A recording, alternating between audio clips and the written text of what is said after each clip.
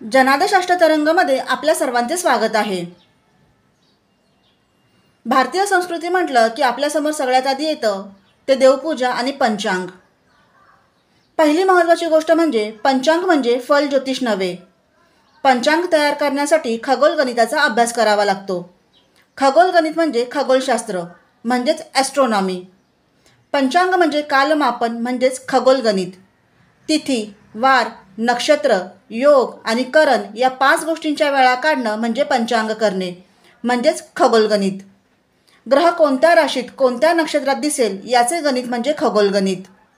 चंद्र सूर्याचे ग्रहण कधी लागेल कधी सुटेल यांच्या वेळा काढणे म्हणजे खगोलगणित। ग्रहांचे उदयास्ताचे दिवस काढणे म्हणजे खगोलगणित खगोलशास्त्र। पंचांगात चतुर्थी, एकादशी, पौर्णिमा, अमावस्या, थोर पुरुषांच्या जयंत्या, पुण्यतिथ्या, गावोगावच्या जत्रा, यात्रा, मुहूर्त या गोष्टी दिलेल्या असतात। त्या धार्मिक असतात, सांस्कृतिक असतात। खगोल अभ्यासक विद्यार्थी पंचांगांचा उपयोग आकाश निरीक्षणासाठी करतात।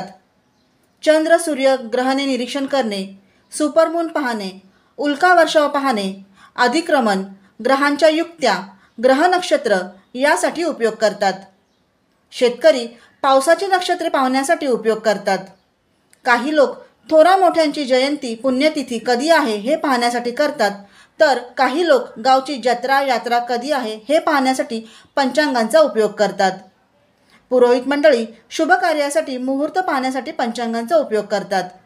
तसेच काही फलज्योतिष मंडळी भविष्य पाहण्यासाठी पंचांगांचा उपयोग करतात। प्रसिद्ध पंचांगकर्ता आणि खगोल अभ्यासक डॉ. कृ. सोमन सादर करीत आहेत आजचे पंचांग।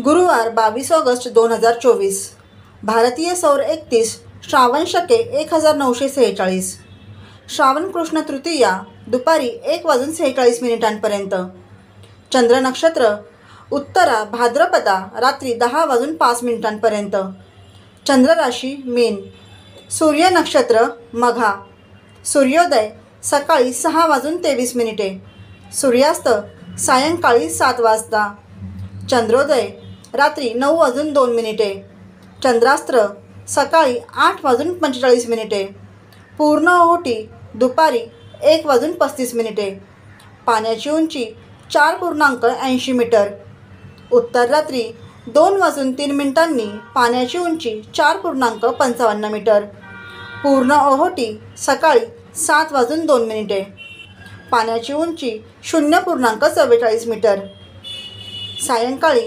7:48 पाण्याची उंची 0.50 मीटर। दिनविशेष: संकष्ट चतुर्थी, संत बाळूमामा पुण्यतिथी जागर। ब्युरो रिपोर्ट, जनादेश।